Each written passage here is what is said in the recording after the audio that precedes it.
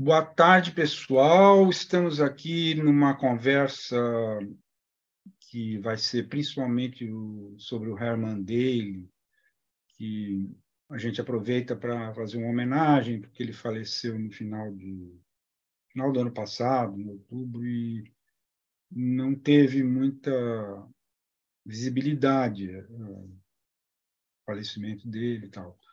E também é uma oportunidade para dizer muita coisa muito importante sobre quem foi, o que ele disse, etc. Esse é o centro da conversa de hoje, né? O Herman Daly. Mas, evidentemente, nós vamos aproveitar para fazer links com outras conversas. Então, a economia ecológica de Herman Daly, esse foi o banner aí que a gente usou para fazer os convites. Aqui tem uma pequena sinopse que eu gostaria de destacar algumas coisas. Por exemplo, o fato de que o Herman Daly publicou em 1968 um artigo em que ele defende a ideia de que a ciência econômica poderia ser entendida como uma ciência natural. Se ele tem razão ou não tem razão, é uma questão que a gente vai poder discutir. O fato é que mostra o tipo de preocupação que ele tinha lá atrás, em 68. Né? Coisas que de uma vida que ele teve, de um período da vida dele que não eram muito conhecidas, mas que ficaram muito conhecidas com essa obra que está citada no parágrafo abaixo do autor Peter Victor. O Peter Victor é um grande economista ecológico de origem britânica que sempre deu aula no Canadá, e ele tem, inclusive, um livro teórico importante sobre a questão da condição estável, possibilidade ou não de se chegar à condição estável, inclusive usando um experimento, né, que é a economia canadense. E ele publicou em 22, pouquinho antes da morte, essa biografia, e foi por essa biografia que a gente ficou sabendo a trajetória do Herman Daly antes dele se tornar, por exemplo, economista do Banco Mundial, e como economista do Banco Mundial ele veio ao Brasil, e também como ele aconteceu dele casar com uma brasileira, ele ficou um tempo, inclusive, como professor visitante no Ceará. Então eu até brinco às vezes de caracterizá-lo como um cearense. O pessoal lá do Ceará adora isso. Mas a ligação que isso tudo aqui tem maior é com esse que está destacado aí no finzinho dessa sinopse, que é o evento que foi em 14 de março, né, que nós juntamos aí dois colegas que tinham escrito já sobre as cisões que existem entre os ecomarxistas atualmente e tal, e esse evento do IEA teve por título O que há de ecológico em Marx. Então, a Beatriz Sais, que está aparecendo aí por enquanto só na foto, mas já já ela aparece ao vivo e a cores falando, então, ela atualmente é professora na Federal de São Paulo, lá, economia, né? E fez o curso dela na FEA-USP, depois para o mestrado e etc., e doutorado foi para a Unicamp, onde, inclusive, o nosso outro convidado, que é o Adelmar Romero, foi o orientador da tese, do doutorado dela, e, no meio disso, ela ficou um tempo lá em Barcelona, aí teve muito contato com um dos grandes economistas ecológicos, que é o Martinez Allier, que, por sinal, deu uma entrevista publicada no Valor Econômico, naquele caderno de fim de semana, justamente na sexta-feira passada. E vale a pena, eu recomendo a leitura dessa entrevista. E ela, atualmente, ela é a presidente da Sociedade Brasileira de Economia Ecológica, que nós nos habituamos a chamar de EcoEco. Tá? Acho que é principalmente isso, está aí os temas principais que ela pesquisa. Nós destacamos sempre uma publicação, né? E nesse caso é um livro que foi publicado pela Garamond, em 2018. Mas eu gostaria de dizer que ela tem publicações recentes que são recomendáveis, vamos dizer assim, que a gente deveria poder destacar também. Uma delas citada, inclusive, pelo Martinez Allier nessa entrevista que ele deu, que é sobre a Vale, o estudo que ela fez com uma equipe e tal sobre a Vale, e que rendeu duas publicações, 2 artigos internacionais. Então, isso, quem tiver interesse, facilmente deve achar no Google Scholar ou entrando em contato. Então, resumidamente, aí a carreira do Adhemar, que começou na Unicamp, agora há pouco nos bastidores nós estávamos comentando, e ele disse que lembra em 72, quando ele era aluno, ter visto o Martinez ali andando por lá. Coincidentemente, a esposa dele dava aula de antropologia e tal. E o doutorado dele foi feito na Universidade de Paris, e, se não me engano, não está aí, mas se eu errar, ele vai me confirmar, o orientador foi o professor Inácio Sachs, né? E tem mais coisas aí, e eu destacaria só que ele foi presidente também, como é agora a Beatriz Sais, ele foi presidente da EcoEco de 2003 a 2007. Então, para destacar, teria muita coisa, o Adhemar tem muitas publicações, mas a escolha foi para essa publicação que é do boletim da EcoEco, que deve ser o mais recente, aí, número 42, que é de 2023, e que tem uma série de contribuições sobre esse tema do Green New Deal. E, no caso, o dele tem o título que está lá em cima, o New Green Deal e a transição energética, a imprescindível redução dos custos. Ok? Então, agora nós vamos proceder da seguinte maneira. Eu vou dar primeiro a palavra à Beatriz, para ela fazer uma intervenção inicial tal sobre o tema geral, que é basicamente o Herman Daly, né? E depois farei a mesma coisa com o Adhemar. Em seguida, nós aí começaremos um papo menos compartimentado, em que poderemos, de fato, dialogar, fazer ping-pong, assim por diante. Então, seja muito bem-vinda e já agradeço por você, Beatriz, ter aceito de imediato o convite. Foi feito já há bastante tempo, mas sempre é bom dizer que o tipo de vida que a gente tem nem sempre permite que a gente tenha esses agendamentos para ficar 2 horas num evento como este, né? Então, muito obrigado e, por favor, vamos te ouvir.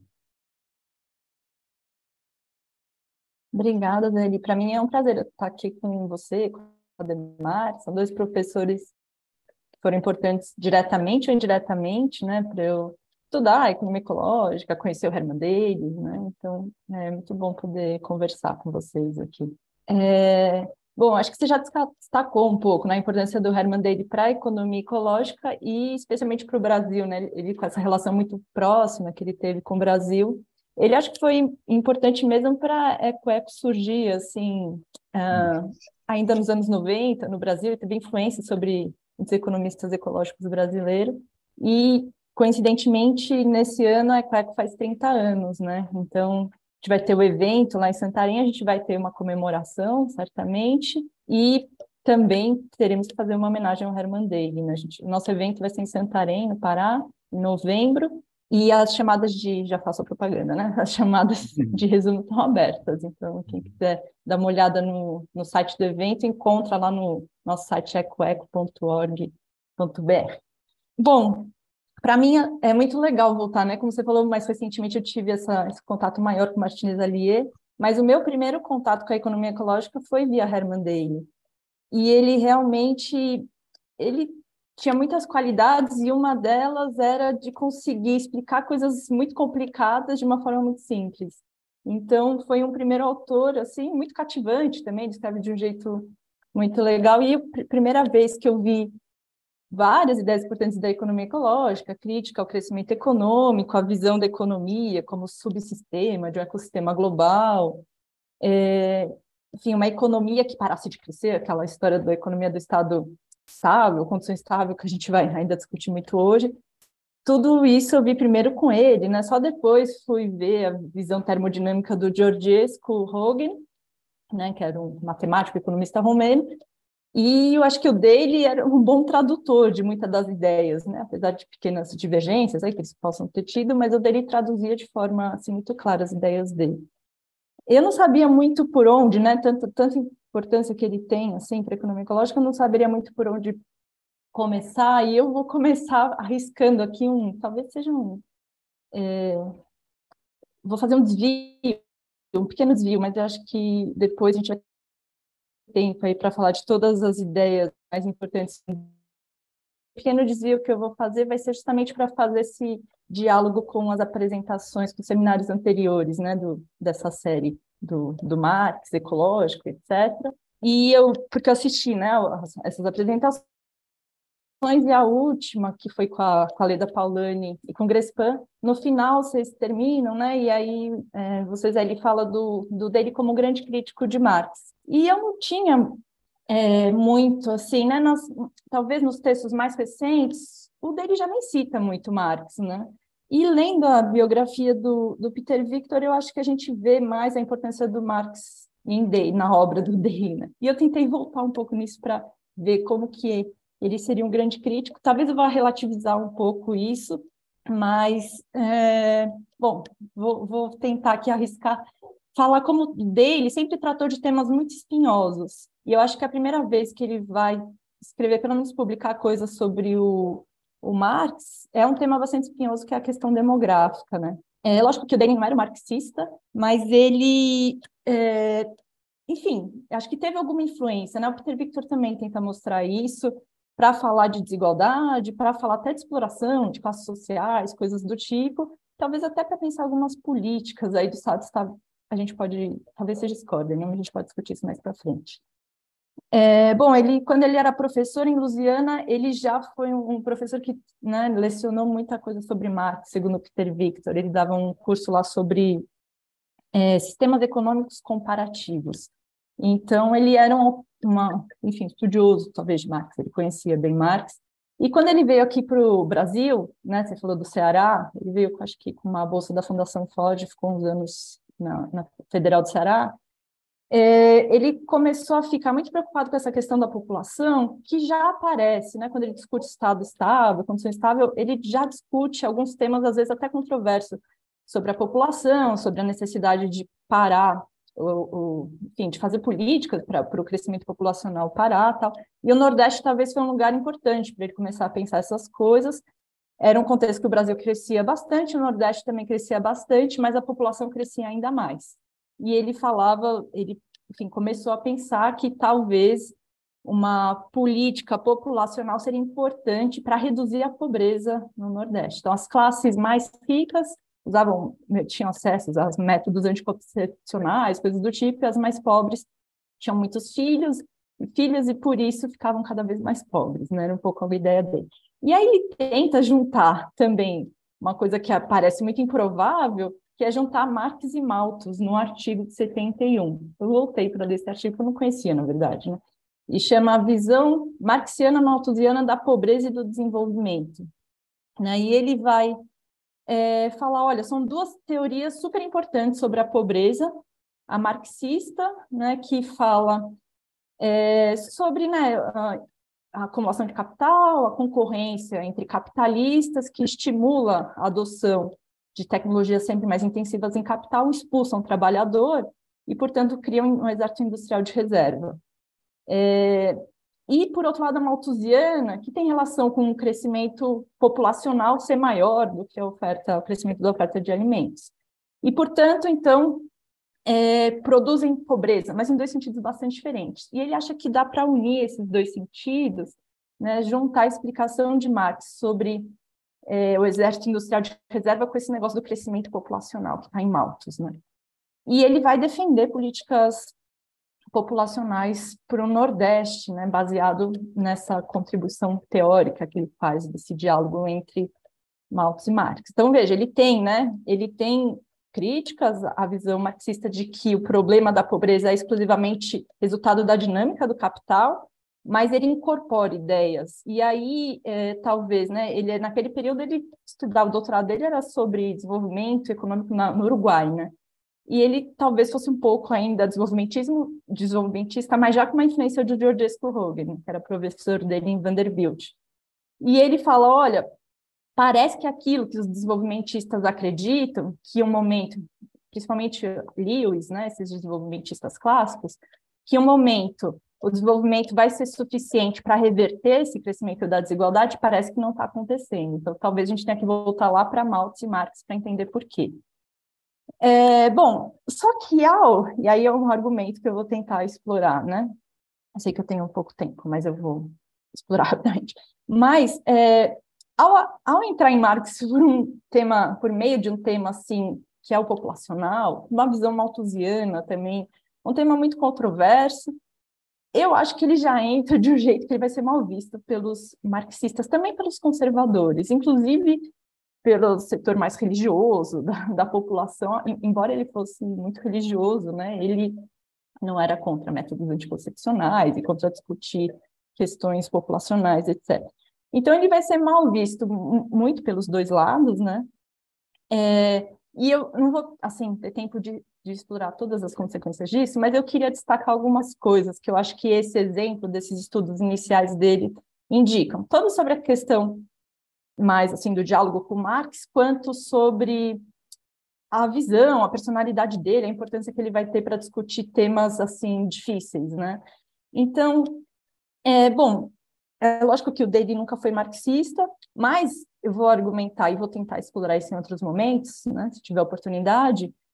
Eu acho que ele foi mais alvo de críticas marxistas do que um crítico ferrenho de Marx, né? Então, é lógico, ele não incorporou a teoria do valor-trabalho, ele achava que Marx não era suficiente para discutir de questões ambientais, e ele também criticava o que ele chamava de um determinismo econômico em Marx, que foi um tema que apareceu também nos últimos seminários, né? A gente pode voltar nisso, enfim, que talvez esteja mais associado ao marxismo vulgar, algo do tipo. Mas ele criticava tudo isso, mas ele não era um crítico, assim, amplo de Marx, ele incorporou algumas coisas.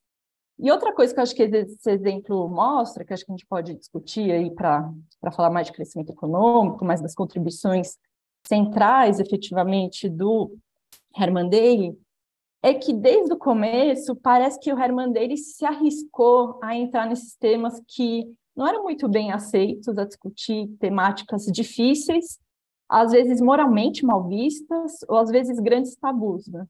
E ele não teve medo, ele sabia, né, que ele estava se arriscando a fazer isso com a questão demográfica aqui no Brasil, para pensar um país subdesenvolvido, em desenvolvimento, que ele ia ser alvo de críticas dos mais progressistas aos mais conservadores, né?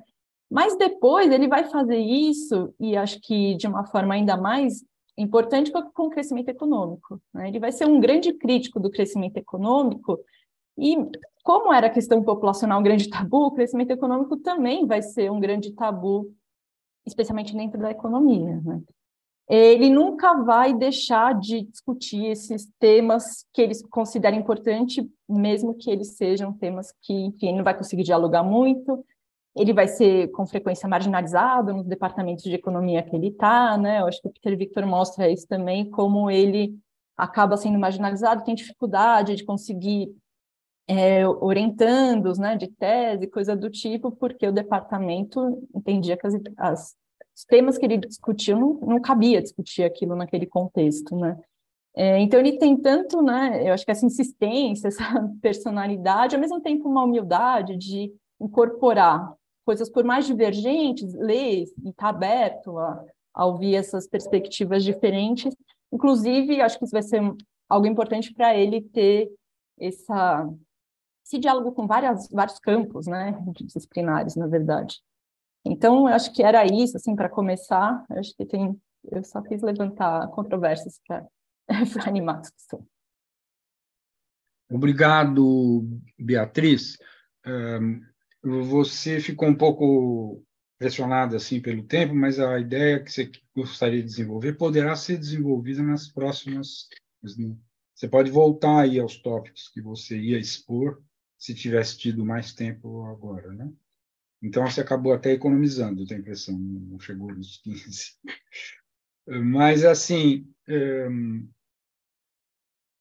acho que você destacou alguns pontos importantes e outros certamente existem, então talvez o mais simples seja que imediatamente eu dê a palavra ao Adhemar e depois eu tento dar uma organizada na conversa depois da intervenção dele. Adhemar, por favor, mais uma vez te agradecendo por ter aceitado o convite, por ter se empenhado aí para a gente fazer uma boa conversa aqui sobre do querido Herman Daly, que você conheceu pessoalmente, eu suponho, tenha estado com ele diversas vezes, não? Enfim, obrigado. Realmente é uma grande satisfação conversar com vocês, conversar de novo com a Beatriz, faz tempo que nós não falamos diretamente. Bem, eu vou puxar um outro lado do Herman Daly.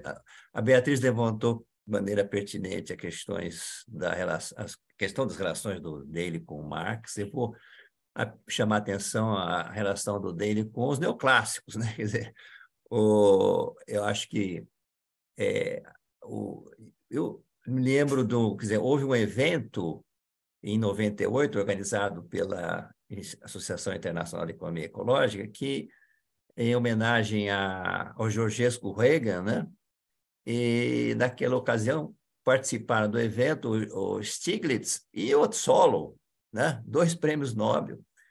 E ali o Stiglitz, se não me engano, ficou bem chateado com o Daly, porque o Daly usou uma metáfora para sintetizar de maneira... Como ele tinha essa habilidade, eu acho, dele, a Beatriz mencionou o jeito do dele, ele usou a metáfora da cozinheira neoclássica, né?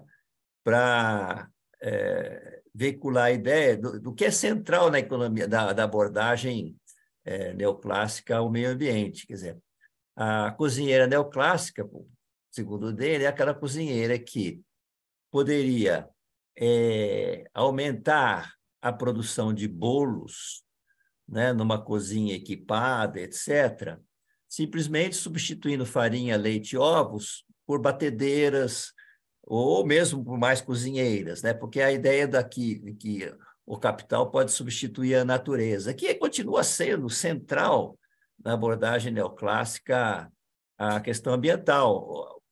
Não é um problema muito complicado resolver a problemática ambiental na medida em que a escassez de meio ambiente pode ser substituída por capital, né? Esse é o ponto importante, continua sendo caro a uma boa parte dos economistas, né? Então ele usou essa metáfora da cozinheira neoclássica, que irritou bastante os Stiglitz na época, né? Pelo que eu me lembro da discussão lá. Então, o Herman Daly tinha essa capacidade de pensar ideias de maneira mais simples, ideias importantes, na verdade. Aliás, é preciso lembrar que o Herman Daly estava discutindo, no fundo, quando ele fala em crescimento estado estável, é o crescimento zero, no mesmo momento em que a Donella Meadows e seu grupo publicam o relatório Limites ao Crescimento de 72, né? Ou seja, com muito mais impacto, por razões óbvias, afinal, a Donella e seu grupo eram do MIT, usaram dinâmica de sistemas que acabaram de ser desenvolvido pelo Forrest, usaram computador, imagina, no começo dos anos 70, eles usaram computador para fazer uma modelagem, a modelagem que eles fizeram, e então tinha assim, um peso científico muito grande para chegar à conclusão, evidentemente, que o crescimento, em algum momento, por definição, teria que ser zero. Então, empiricamente, modelando a realidade, eles falam, bom, é preciso, em algum momento, chegar a um crescimento zero. O dele tinha chegado a essa conclusão por outro caminho, de maneira mais teórica, dizendo, bora, como é que pode ser se a economia neoclássica trata o meio ambiente como sendo um apêndice da economia, tá certo?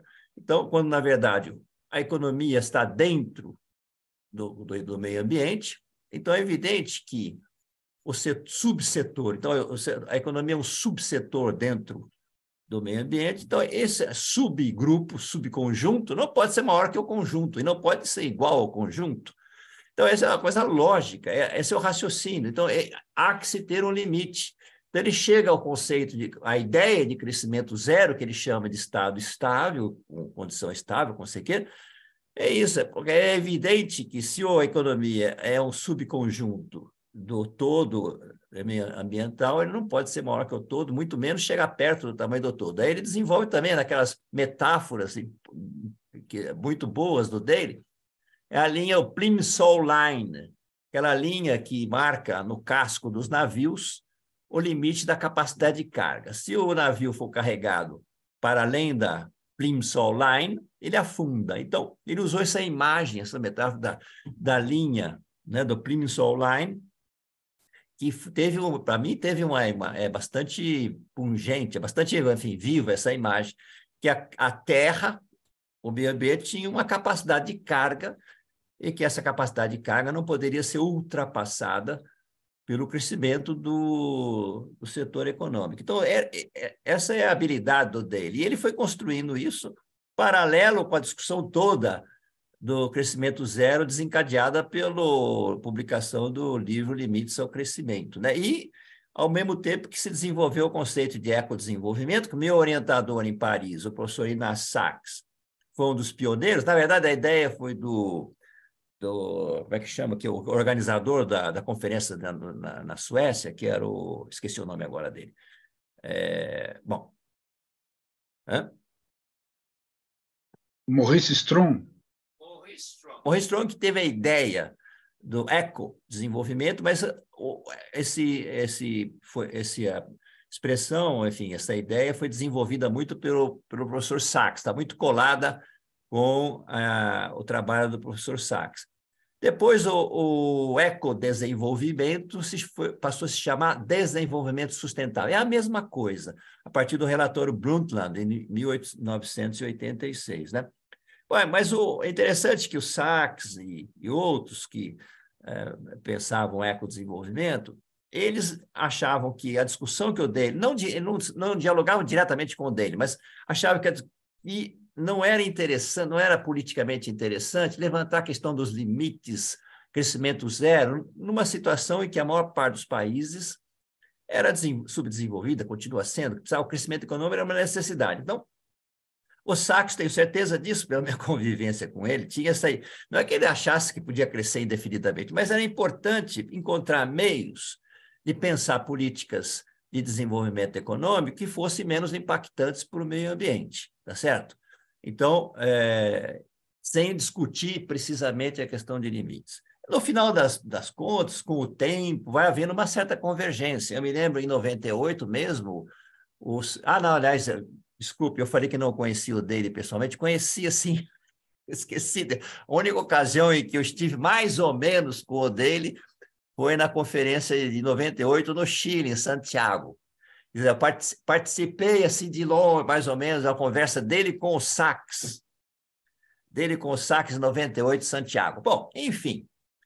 Eles estavam na mesma página, mas, evidentemente, as trajetórias eram diferentes, tá certo? Então, o Hermann Daly, portanto, a partir dessa discussão teórica em relação à economia neoclássica, o Hermann Daly é o fundador da economia ecológica, muito mais que o Georgescu, tá certo? Não desmerecendo o Georgescu, quer dizer, o Georgescu, as ideias fundamentais do Georgescu inspiraram, então se pode dizer, o pai longínquo, o pai da economia, mas quem é o fundador da economia ecológica, realmente, na sua arcabouço teórico, é o Hermann Daly, tá certo?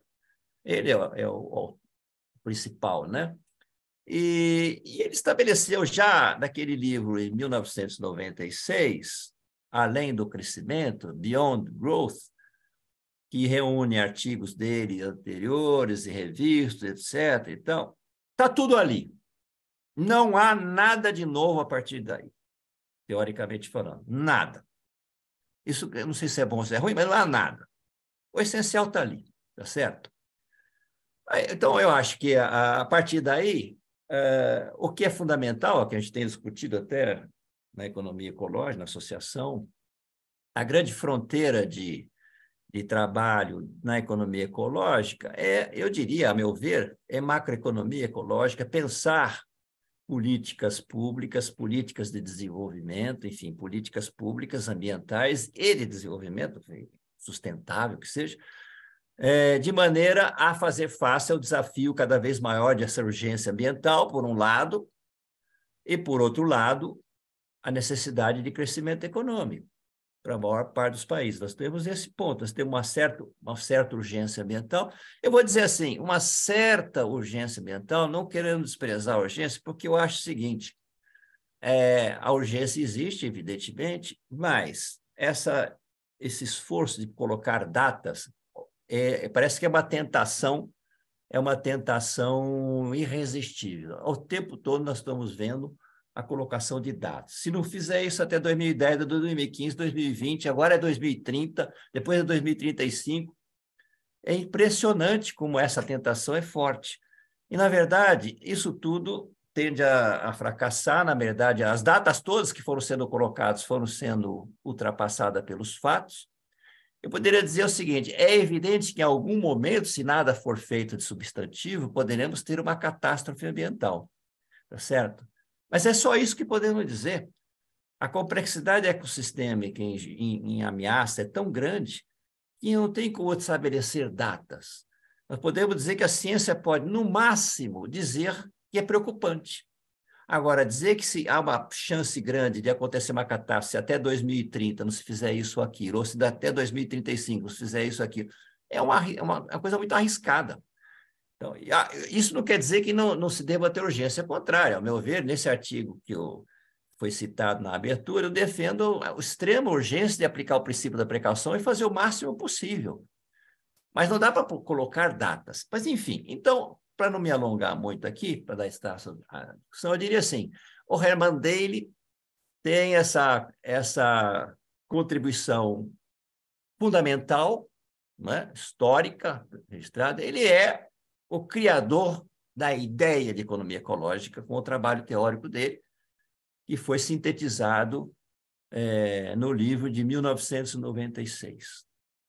É isso, por enquanto é isso.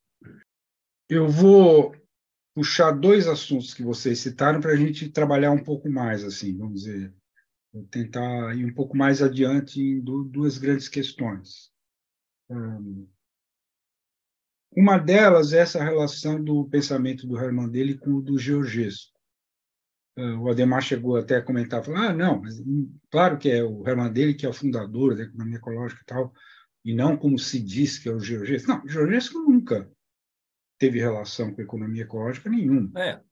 Sendo que o Herman Daly não só fundou, como depois produziu os livros-texto. O principal livro da economia ecológica é de autoria dele, não é sozinho, mas é dele. No caso do Georgescu, a discussão não foi também assim de sua menos importância, como eu acho que a Beatriz tentou deixar entender. Porque, ao contrário, o que se sabia bem, desde sempre, é que o Georgescu tinha dito que esse negócio de steady state, aí, que eu acho que a tradução melhor é condição estável, que isso era o Jardim do Éden. Ele foi violentamente contra a ideia do Herman Daly, ideia central do Herman Daly, dizendo que ele estava sonhando. E eu tenho a impressão que essa corrente atual, e é um tema importante para a gente abordar aqui, existe uma corrente atual muito forte, ou pelo menos se fortalecendo, de economistas ecológicos que pendem a não discutir políticas públicas, como o Adhemar sugeriu, mas simplesmente dizer que tem que, de algum jeito, optar pelo decrescimento. Eles procuram se fundamentar na argumentação do Georgescu, que é diferente, nesse sentido, é bem diferente do Herman Daly, né? Quer dizer, o steady state, a condição estável, não requer necessariamente decrescimento. O decrescimento até pode ser alguma coisa posterior à condição estável, mas não faz parte. Então, eu vejo ao contrário, eu vejo um contraste muito grande entre o pensamento do Georgescu-Roegen e o pensamento do Herman Daly. Mas aí ficou, isso eu sabia, Mas quando eu li a biografia que o Peter Victor fez, eu fiquei mais impressionado ainda por várias outras coisas. Teve ele faz uma descrição da relação que eles tiveram como orientador e orientado, que é chocante, né? O que o Georgescu fez com o Hermann dele. Quer dizer, quase que arriscando de ele não conseguir defender a tese, mesmo já sendo professor, tal, numa outra universidade, mas lá ele não... o chefe de departamento não sabia o que fazer, porque o Georgescu ficou sentado em cima da tese do Hermann dele não sei quantos anos e depois mandou um recado dizendo que não interessava. A tese era sobre o Uruguai e tal. Sabe?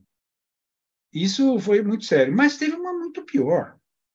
É que, posteriormente, o Hermann dele, como economista do Banco Mundial, disse ou escreveu alguma coisa tal que chegou aos ouvidos do Georgescu, e o Georgescu mobilizou a diplomacia romena, dizendo que o Hermann dele estava atacando a Romênia. Não sei se vocês leram essas passagens, é uma coisa impressionante. Aí, o Hermann dele, de repente, não sabia de nada, tal, de repente começa a ser acusado por um problema diplomático entre os Estados Unidos e a Romênia, e era uma fofoca do Georgescu. Tal. Todo mundo... Não tem nenhum depoimento que diga que o Georgescu era assim, não era um cara irracível, difícil, assim por diante. Então, eu citei só 2 exemplos. Mas, enfim, deixando de lado os aspectos aí mais, vamos dizer, circunstâncias, etc., teoricamente, eu acho que são 2 coisas completamente diferentes. Mesmo que, para o Hermann Dale, tenha sido muito importante a influência do Georgescu, no sentido de pensar dessa forma, de começar, principalmente assim, de olhar para as ciências naturais, no caso, principalmente a física, né? Essa influência do Georgescu foi absolutamente fundamental, com certeza. Então, eu acho que a gente poderia conversar um pouco mais sobre esse e sobre um outro ponto que foi o Adhemar que levantou, que foi esse tal encontro aí com os prêmios Nobel, o Stiglitz e o Solow, né? Porque depois isso rende, isso é muito importante de dizer aqui, principalmente para o pessoal que vai nos assistir o vídeo, que estiver fazendo pesquisa sobre esse assunto e tal. Tem um número especial da revista da Sociedade Brasileira, da Sociedade Internacional de Economia Ecológica, né? A Ecological Economics, que foi dedicado a isso, e que, em princípio, o Hermann dele editou e pediu para o Stiglitz e para o Solow contribuírem e tal. Eu fiquei com a impressão, até hoje, eu nunca vi ninguém me desmentir disso, assim, que o Solow não quis entrar na discussão. Ele encontrou uma maneira de... Ele quase que se abstém. E o Stiglitz, não, o Stiglitz ficou... Tal. E aí ele fala uma coisa que eu acho que continua muito importante para a discussão, independentemente de saber se ele tinha razão ou não. É que ele diz, olha, tudo isso que vocês estão dizendo aí, o Hermann dele diz, a economia ecológica diz, tal, tudo isso é muito interessante, só que a economia é uma ciência que só pensa em prazos de, no máximo, 50 anos. E vocês estão falando coisa que... Se vocês veem com essa coisa de entropia, de não sei o quê, isso aí são prazos que não tem muito a ver com a ciência econômica, como se dizendo. A ciência econômica pode continuar caminhando pelo lado que ela está caminhando, independentemente disso que vocês estão dizendo. E eu acho que essa ideia acabou ficando muito fortalecida com a importância que passou a ter o Partha Dasgupta atualmente, né? O Partha Dasgupta, principalmente na Europa, tem uma influência bem maior do que tem a economia ecológica, né? E ele, enfim, eu até hoje não cheguei muito a uma conclusão de que como é que ele lida. Por exemplo, ele tem temas com os quais ele está muito distante, temas importantes da economia ecológica dos quais ele está muito distante, mas, ao mesmo tempo, não dá para simplesmente dizer assim, um neoclássico a mais. Enfim, eu acho que eu já levantei 2 bolas aí, não são as únicas, eu acho que tem outros pontos que vocês falaram que seria legal explorar eventualmente, mas, para começar, eu tenho a impressão que eu centraria nesses 2, da relação dele com o Georgescu e da da tal resposta, conclusão do Stiglitz. Ok. Você agora Ah, cada um pode pedir a palavra, mas enfim, pela ordem, normalmente seria você, Beatriz, né? não, eu vou começar porque até você falou que falei que é muito parecido, que você acha que é muito diferente. E o Georgescu e o Herman Daly, né? Então, tentar discutir um pouco isso. E eu acho até, fiquei com a impressão que na biografia do Peter Victor, ele tenta até amenizar as diferenças entre os dois. Eu não sei se você teve essa impressão também, né? Bom, é lógico que ele deixa as divergências muito mais por conta dessa personalidade difícil do Georgescu. Uhum. Eu lembro esse negócio da diplomacia romena, foi porque o Herman Daly estava na Ecological Economics, na revista, e a revista aceitou, nem foi ele, né? Passou lá para algum editor, um artigo que era muito crítico ao Georgescu. E o Georgescu ficou bravo, nunca mais falou com o Herman Daly, assim, essas brigas que a gente não entende muito bem, mas parece que o Georgescu tinha essa dificuldade de personalidade, inclusive na orientação, né? Não ter aceitado os trabalhos já publicados do Herman Daly, até já era assim. Então, por um lado, tem essas divergências pessoais, né? Sim, né? Eu entendo quando você fala que é bem diferente em termos teóricos a ideia, enfim, do que está lá na lei da entropia, o processo econômico do Georgescu Roegen, para o estado, ou para a condição estável, não sei como a gente vai chamar aqui, né? Para o estado estável do Herman Daly, né? Então, por um lado, você considerar que a economia, considerar o processo entrópico na economia é considerar que um dia, como todo ser vivo, mas o Herman Daly escreveu, né, um artigo lá de 68 dizendo isso também, a economia é como ele faz analogia, até cita, voltei no artigo para ver se ele citava Marx, ele cita o Marx também, né, mas não muito sobre metabolismo social, mas está lá o Marx. Então, ele compara o metabolismo do ser vivo com o da economia, né? A economia também precisa de fluxos de energia, de matéria, né? Energia de baixa entropia, sei lá, para crescer, elimina resíduos de alta entropia.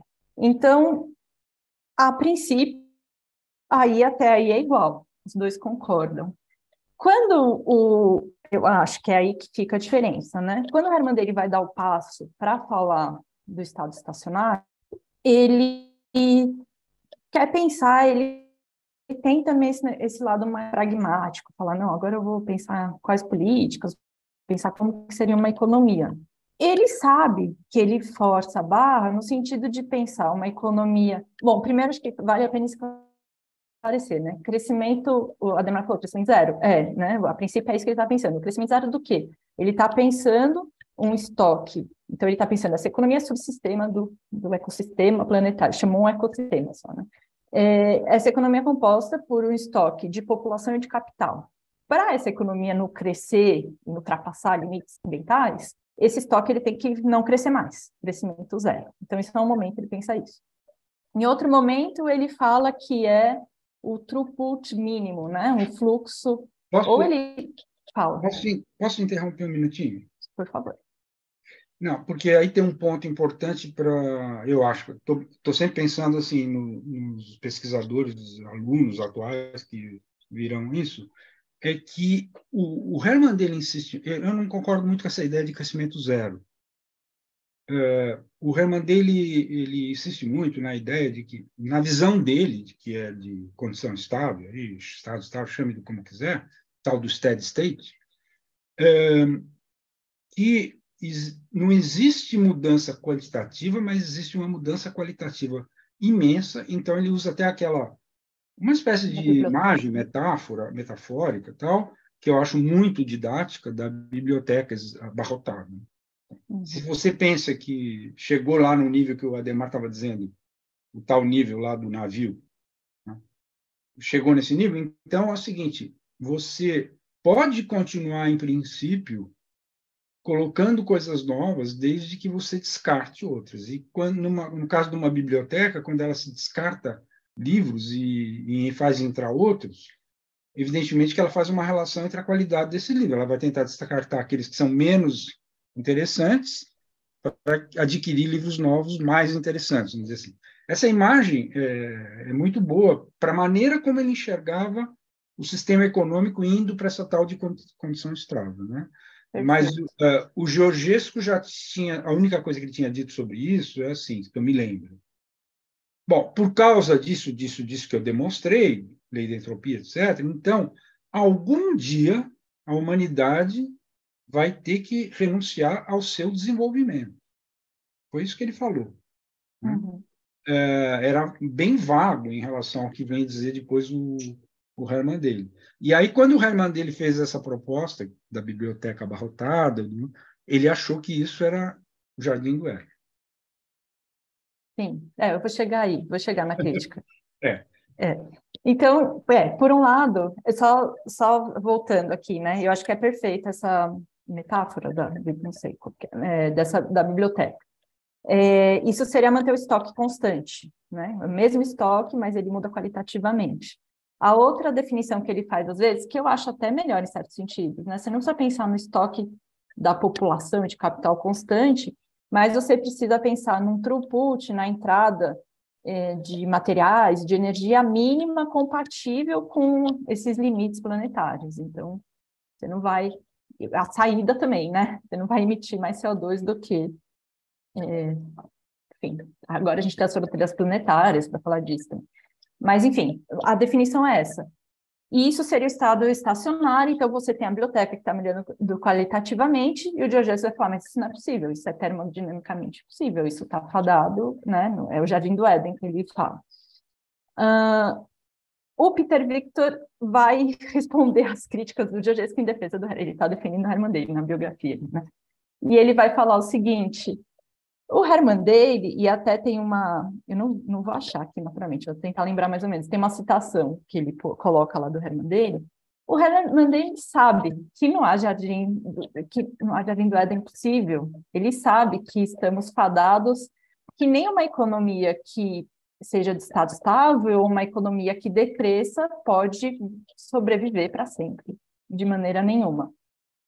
E ele cita isso em algum momento, e aí ele vem com uma nova analogia ou metáfora, sei lá, que ele fala o seguinte, o Hermann Dale mesmo. A gente tem que imaginar essa economia de estado estável como se fosse uma vela que queima muito devagarzinho. Então, ela vai poder queimar devagar por mais tempo. E essa é uma escolha que a gente pode tomar, sabendo dos limites dessa escolha também, mas que ele considera uma escolha mais... Então, assim... por mais que existam essas divergências, não é que eu acho que em nenhum momento ele abandona assim, as contribuições do Georgescu e tal. Ele faz escolhas mais pragmáticas, sabendo dos limites dela, né? Seria a minha visão. Mas o Georgescu não vai aceitar bem. Aí a gente não sabe se é só por divergência teórica. É lógico que existe, né? Ele considera que não é adequado também, talvez, em termos pragmáticos, pensar no estado estável. Mas também tem as outras brigas aí pessoais que acho que talvez se misturem no nível de agressão que o Hermann Dale vai receber por conta do estado estável. Você está com o microfone?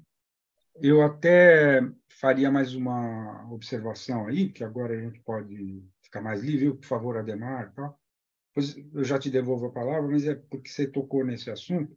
Eu acho até que o Hermann Dale, ele, ao fazer essas propostas muito voltadas para alguma coisa... Porque, por exemplo, como ele teve a experiência de ser economista do Banco Mundial, imagina o que foi para ele fazer a reflexão. Primeiro está vendo todas essas economias, as economias ultra subdesenvolvidas, as economias mais ou menos, as economias avançadas e tal, e pensando nisso o tempo todo. Tal. Em geral, ele tinha muito essa preocupação de dizer coisas que fossem factíveis. Quer dizer, o que adianta chegar à conclusão de que um dia a humanidade vai ter que renunciar, né? Do lado do Georgescu, eu só interrompi por causa disso. Eu acho que, em favor dele, só para amenizar um pouco a ideia que quem não conhece vai fazer, porque, inclusive, é muito difícil ler os livros do Georgescu, os que importam, né?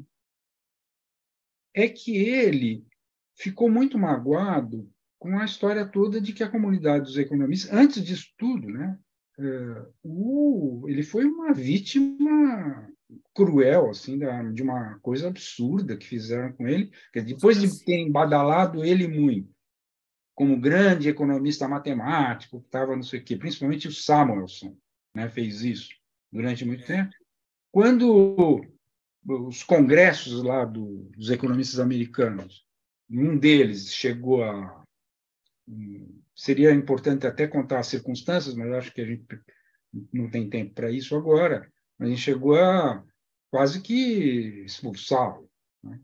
E aí criaram uma coisa para isolá-lo no mundo acadêmico, etc. Então, ele ficou muito amargurado com isso. Isso aí independe do fato de que ele tinha personalidade assim ou assado. Na verdade, ele tinha razões para se sentir assim um gênio massacrado pelo sistema acadêmico,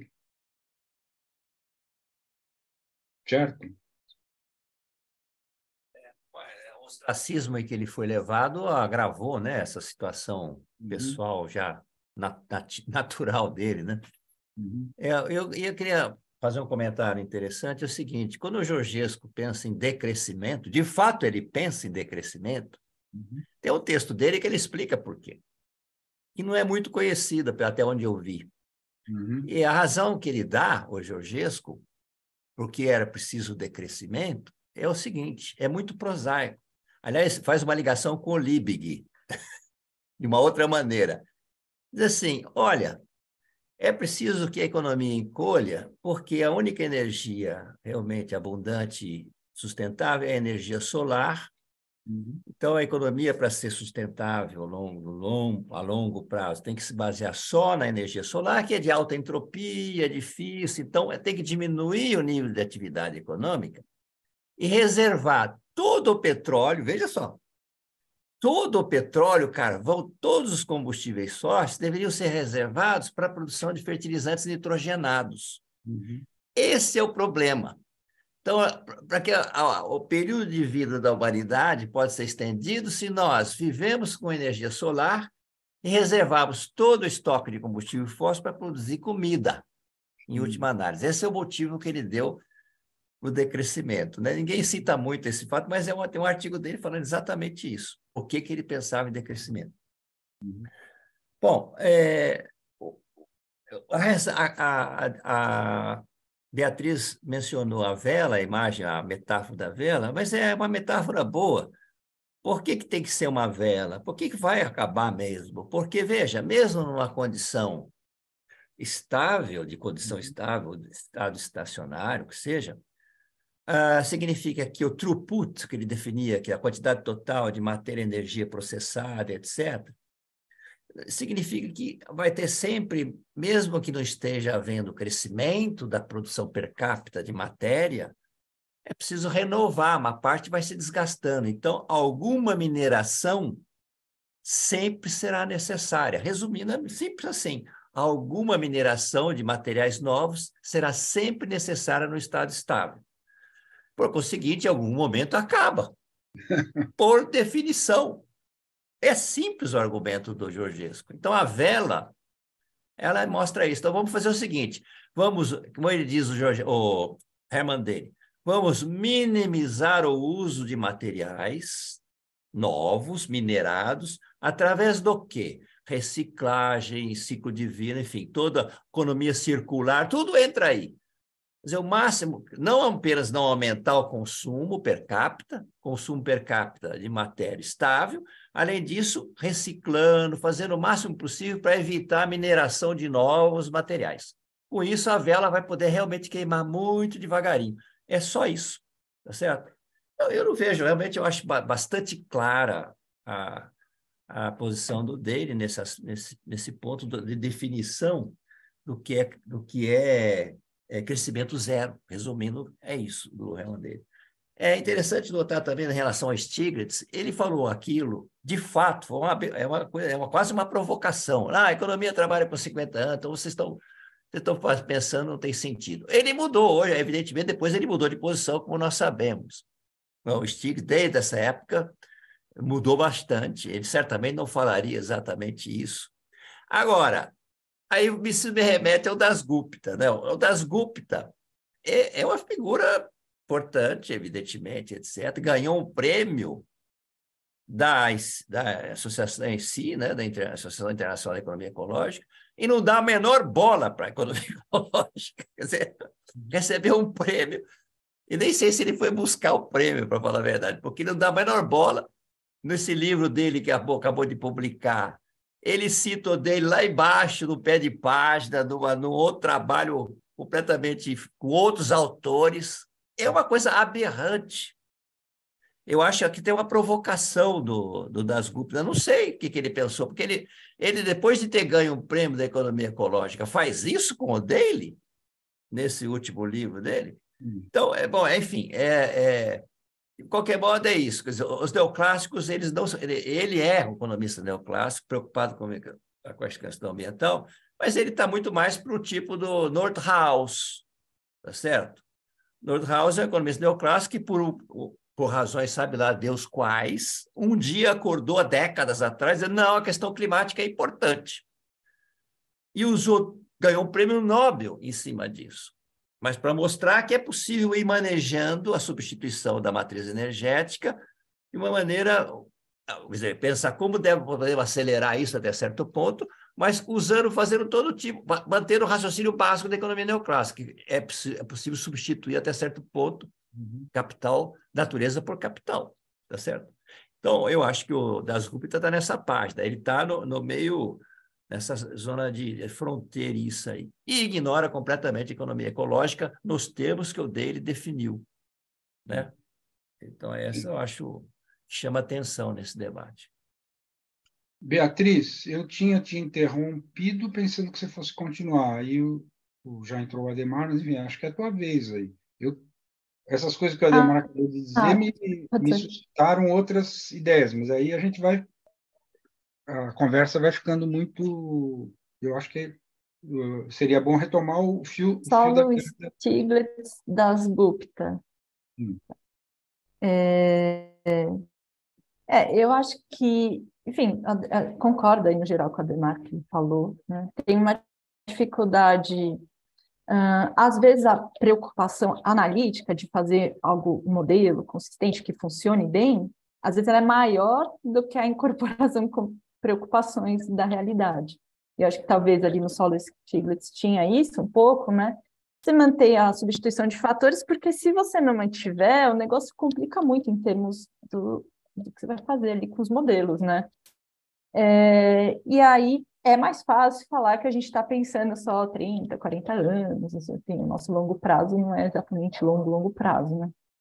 Agora, o Dasgupta é um pouco mais complexo, acho que ele tenta, de fato, incluir aí os limites ambientais de alguma forma, as fronteiras planetárias e tal. Ele vai, né? Eu não sei, quando falo livro é o relatório, né, que vocês estão falando. Não tem outro, né? O relatório. Ele começa bem, assim, nesse sentido, né? De falar, não, vamos respeitar as fronteiras planetárias, é isso que importa, é o último conhecimento que a gente tem, que diz até onde que a gente pode mais ou menos ir, né? Enfim, existem incertezas aí, mas... E aí, de fato, em algum momento, volta a história da substituibilidade dos fatores de produção. E aí eu não sei se, de fato, novamente, é a dificuldade de fazer outro caminho, em termos, assim, realmente da construção do modelo e tal. Então, eu ficaria por aí, não sei se complementei muito, acho que eu concordei, mas com a Adhemar. Eu só diria o seguinte, é que o Dasgupta, ele entrou nisso tudo convidado lá pelo pessoal da Noruega, né? E tem lá, como é o nome do instituto? Eu nunca sei pronunciar se é Beija, escreve Beijer, não sei como eles pronunciam isso. Mas esse instituto é um instituto de economia ecológica. Está no título do instituto, Economia Ecológica. E ele não se reconhece na economia ecológica. A divergência, acho que é muito clara, né, com o Hermann dele, quer dizer, ele não iria fazer uma concessão teórica ao Hermann dele só porque a economia ecológica deu um prêmio para ele. Isso não tem... Mas como ele está tendo muita influência, eu acho que é importante perceber ao mesmo tempo, aí eu vou fazer uma provocação a vocês dois, né? Direta, assim, que a trajetória da economia ecológica foi de ter gerado uma espécie de, dentro do conjunto das coisas que a gente possa considerar ciência econômica, os seus 1000 clusters ou coisa parecida, o cluster da economia ecológica ficou uma coisa meio seita, né? Quando eu uso essa palavra, eu sei que eu estou fazendo uma provocação muito séria, mas assim, é mais para que vocês, ao me responderem, esclareçam aí a trajetória da economia. Eu acho, assim, eu fui a uma reunião que, se não me engano, foi a primeira da Sociedade Brasileira, da Sociedade Internacional de Economia Ecológica, foi na Costa Rica. Não me lembro se foi a primeira, mas estava lá a Donella Meadows. Ela foi a keynote speaker, né? E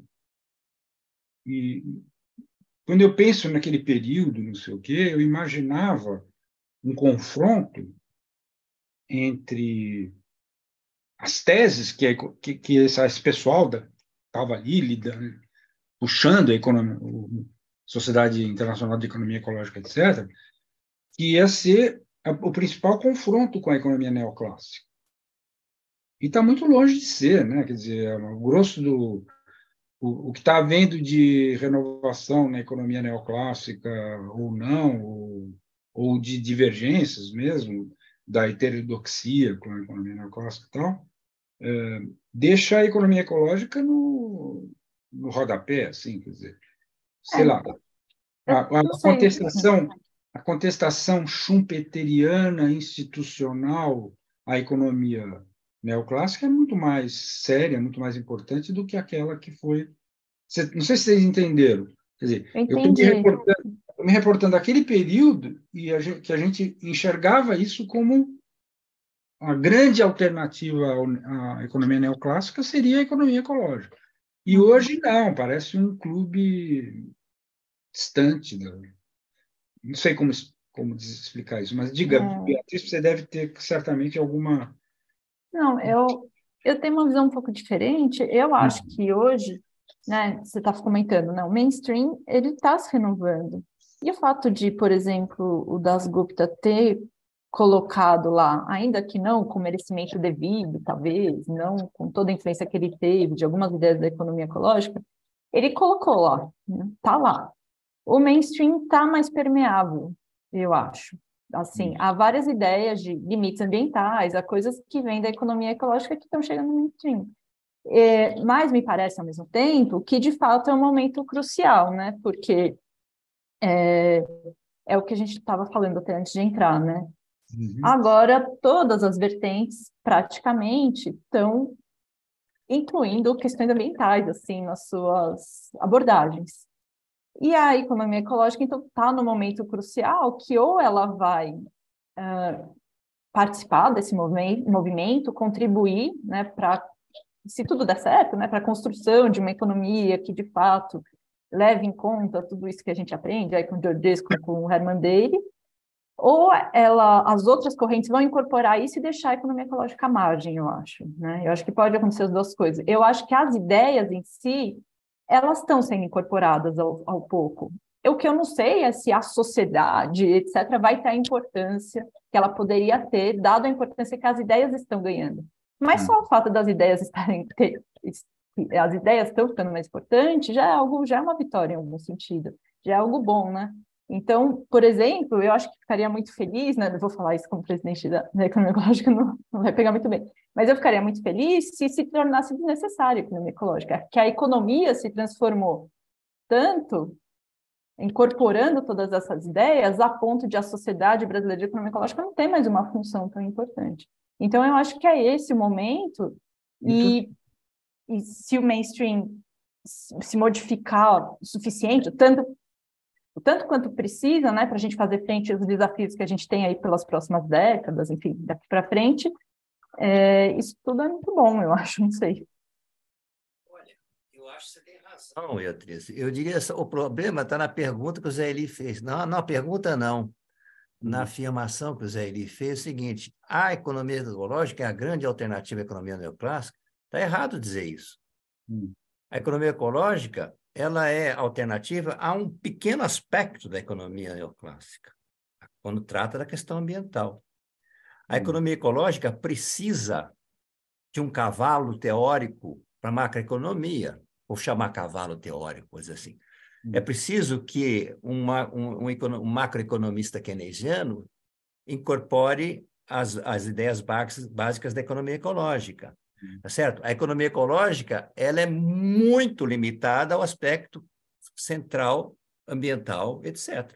Então, por isso que é preciso, é um momento crucial, porque uma vez que a economia ecológica se afirma como um contraponto, aí sim, a economia ambiental neoclássica, ela é um contraponto à economia ambiental neoclássica. Mas o resto todo da teoria econômica, a economia ecológica precisa ter uma visão teórica econômica, uma visão macroeconomia. Por isso que eu vejo com bons olhos, por exemplo, essa aproximação da economia ecológica com a AKB, por exemplo, Associação Keynesiana Brasileira. É isso que precisa ocorrer, porque senão a economia ecológica vai ficar na parede com a brocha na mão, vai mesmo, porque não é esse o ponto. Que se acontecer, como a Beatriz falou, que as ideias fundamentais da economia ecológica estão sendo incorporadas, estão mesmo. E a economia... Não, algumas coisas estão. A questão dos limites. Agora, a economia neoclássica vai estar sempre presa à substituição do capital, natureza por capital. Isso aí é um problema para eles. Mas é preciso pensar nas outras correntes teóricas da economia que podem incorporar a ideia básica, as ideias básicas da economia ecológica em relação ao meio ambiente. Esse é o ponto. Então, senão, vamos ver se o que vai... Diga. Não, vamos ver se eu consigo colocar em outros termos. Eu vou repetir minha ideia, mas de uma outra maneira. Porque ficou uma coisa parecendo assim, que vocês estão muito otimistas e eu estou muito derrotista. Talvez a verdade esteja no centro, não sei. Mas, assim, a questão central de contestação do Daly, da economia ecológica, portanto, é a questão do crescimento. Então, se eu me basear lá naquele período que teve a fundação da sociedade, você disse que vai comemorar quanto agora? Qual é a... 30 anos. Né? 30. Então, me reportando a 30 anos atrás e vendo o que acontece agora, em relação ao debate sobre o crescimento, desculpe, mas não se aceita, em lugar quase que nenhum, sequer discutir essa ideia de que o crescimento não é bom e que qualquer crescimento é bom. Sequer se conseguiu discutir o jeito de medir o crescimento. Quer dizer, quando toda a contestação que houve e que vem, evidentemente, como um subproduto da economia ecológica, que é o seguinte: o próprio crescimento não é bem avaliado pelo PIB. Aliás, o Herman Daly se dedicou um período da vida dele muito a tentar lançar um indicador alternativo, né, que não pegou. Hoje, eu não vejo em que ambiente que seria possível alguém... Quer dizer, eu só me vejo assim, se eu vou depois fazer abrir uma pequena exceção a isso, mas é a única que eu ouvi falar, que eu conheço.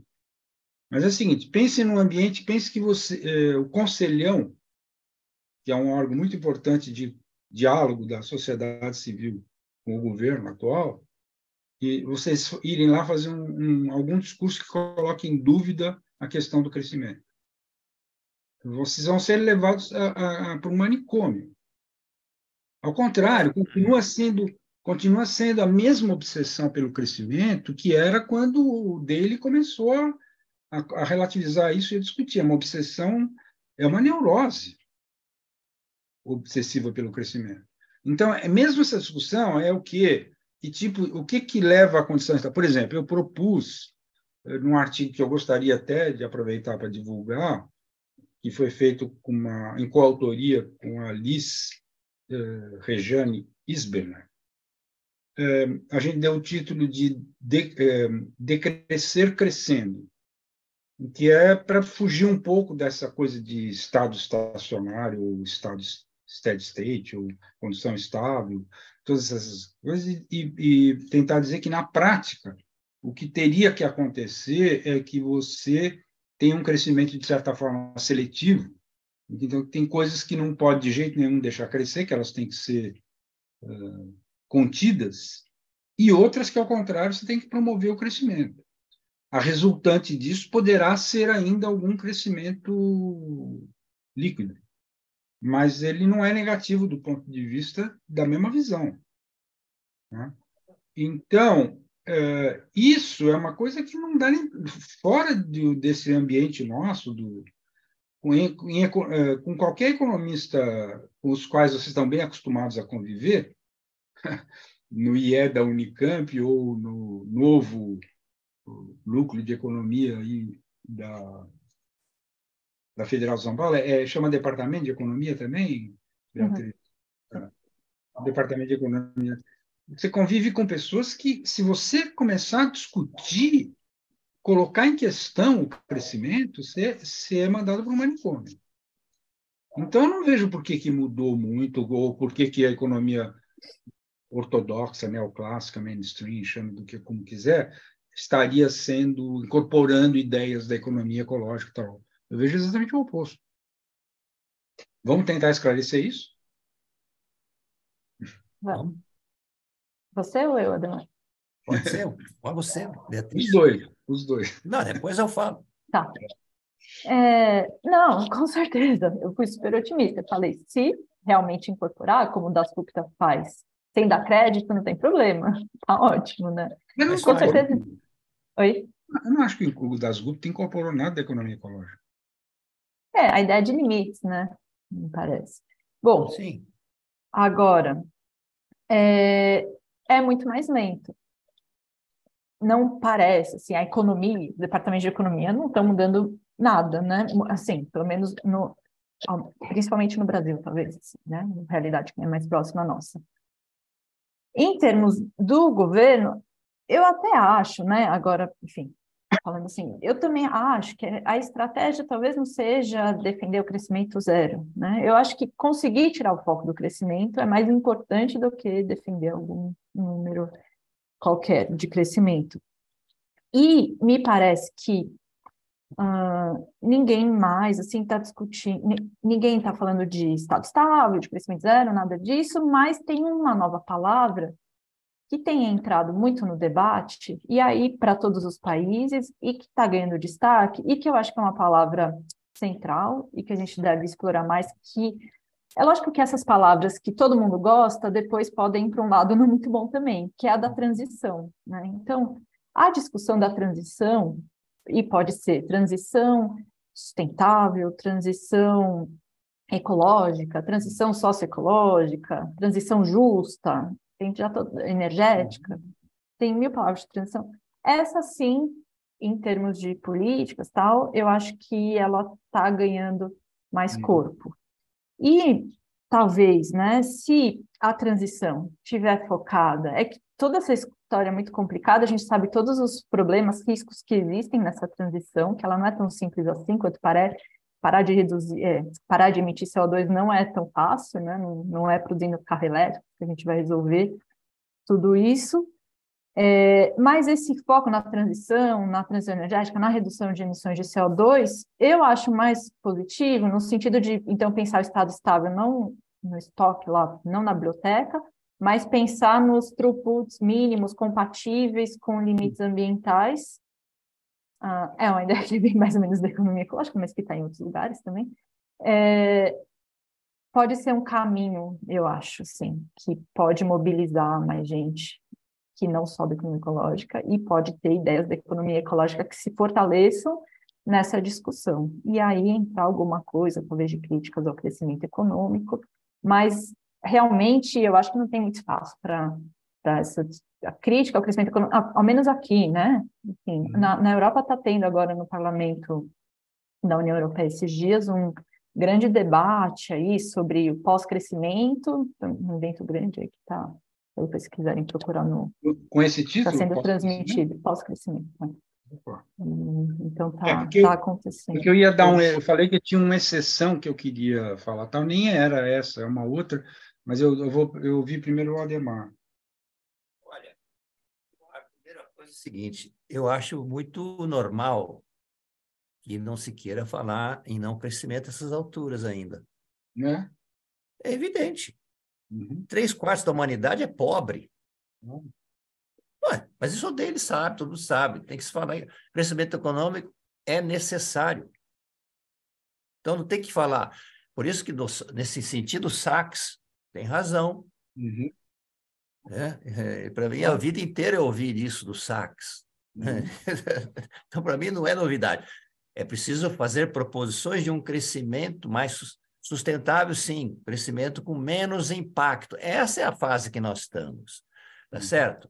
E hoje, de fato, e a Beatriz tem razão, a questão, a discussão da dimensão ambiental assumiu uma proporção que não existia, tá certo? Então, essa transição não é a transição para o crescimento zero. Lógico que não. É a transição energética, é a transição para um padrão de consumo que seja menos consumista. Isso está em discussão É. e é aceito. O que É está em aceito. discussão, deixa eu só acrescentar uma coisinha, porque é só uma ilustração, quase. O que está sendo discutido pela assessoria do Haddad, no Ministério da Fazenda, é um plano de transição ecológica. Esse foi o termo que eles adotaram. Não é lá do meio ambiente, marina, nada. O pessoal da equipe econômica está chamando de transição ecológica. Vamos ver depois o que eles dizem, o que seria isso. Mas Uhum. hoje, a transição mais importante, urgente, é a transição energética, certo? Então, essa é a discussão relevante. Não há que se discutir fim de crescimento, isso é uma bobagem hoje. Não tem por que isso entrar na pauta. A pauta é o seguinte, dá para dar esse exemplo da transição energética, que é o problema mais global hoje, emissões de CO2. Tá certo? Por isso que eu pus esse artigo que eu pus, eu trato um pouco disso. Quer dizer, é preciso absolutamente reduzir o custo dessa transição. Ela vai ter um custo, inevitavelmente, mas é preciso reduzir esse custo, e aí é um problema de macroeconomia ecológica. Como reduzir esse custo de maneira a penalizar menos as populações pobres? E, ao mesmo tempo, alavancar o aumento do consumo de energia para os países em desenvolvimento. Tem dados que são estarrecedores. 25% da população da Nigéria tem acesso à energia elétrica. 25% só. Então, veja, falar em limitação de crescimento com este quadro é um completo absurdo. É nesse sentido. Tá, mas veja bem, desde o tempo do Sachs até essa ideia nova de crescimento seletivo, que sem usar essa expressão, eu acho que quem melhor exprimiu recentemente foi o Edgar Morin. Então, mas o Sachs já tinha dito exatamente, muda um pouco a maneira de colocar as questões, os temas, é a mesma ideia, né? Que não é anticrescimento, não é nada que esteja flertando com nenhuma condição estável, está longe de ser crescimento zero, etc., mas simplesmente sobre os rumos desse crescimento, né? E a qualidade desse crescimento. Então, a exceção que eu lembrei quando estava falando é que chegou a ter, em algum momento, um debate sério do tipo que nós estamos fazendo aqui no parlamento austríaco. Alguns anos, claro que antes da pandemia, bem antes da pandemia. Eu tive notícias de que chegou a ter, quer dizer, alguém propôs, agora eu estou sabendo que não está havendo algo assim na União Europeia, fiquei sabendo agora pela Beatriz. Então, na ideia, desde o início, estava perfeitamente essa ideia, é o seguinte, os países de economias mais maduras, para não dizer mais desenvolvidos ou coisa parecida, eles poderiam sim entrar numa transição global, não só energética, etc., mas num tipo de transição que levaria a algo parecido com o que seria a condição estável. Enquanto algum dia vai acontecer isso. Enquanto isso, o resto do mundo vai estar tendo que crescer. Então, o problema passa a ser qual que é a qualidade desse crescimento. Isso, perfeito. É o conceito sustentável do Sachs. Absolutamente. Não tem dúvida. Mas isso não tem nada a ver com o pessoal do decrescimento. A ideia do pessoal do decrescimento tem teses completamente diferentes, né? A Beatriz conhece melhor do que a gente, eu acho isso. Deixa eu aproveitar e só corrigir que é Beyond Growth, não é pós, para além do crescimento, o evento que está no Parlamento da União Europeia. Então é o título do livro do Herman Daly, que ele escreveu lá atrás, quando da Demar. Então, e justamente... 96. 96. Se alguém for procurar, depois... Não, mas não é... achar, ia falar que não existia, mas então existe. Uhum. É mais radical ainda dizer além do crescimento do que dizer pós-crescimento. Agora, qual era o decrescimento? Então, há muita gente do decrescimento nesse debate aí, hoje, do Beyond Growth, do Parlamento da União Europeia, essa semana. Aí eu acho que no decrescimento tem um pouco de tudo, né? Porque, enfim, decrescimento não é decrescimento do PIB, não em geral. Há várias definições possívees, né? Eu acho que essa ideia do Beyond Growth expressa um pouco que muitas pessoas que se vinculam ao decrescimento entenderiam, né? Que você tem que, enfim, o objetivo não é esse, né? É preciso colocar outros objetivos no plano. E agora, o decrescimento é mais complicado, porque tem um pouco um caráter de movimento social, então existem ideias divergentes, pode ter gente que vai defender decrescimento mesmo, com PIB e tal. Então é difícil definir também. Mas, por exemplo, na entrevista do Martinez Allier, que foi citada já no Jornal Valor, sexta-feira passada, ele elogia, né, as contribuições, se não me engano, do Calles. Não é só ele cita mais de um. Então, estou me referindo mais a esses colegas que estão se empenhando muito nessa linha, nessa tese, não tanto se vamos dizer, no debate público isso vai passar ou não. Se um dia vier a passar, vai demorar muito, eu acho. Porque nós já vimos que coisa muito menos do que isso foi preciso 30 anos. Então... Eu vou lembrar de coisas que eu estudei lá no mestrado com a Ademar e complementar com algumas coisas mais atuais, né?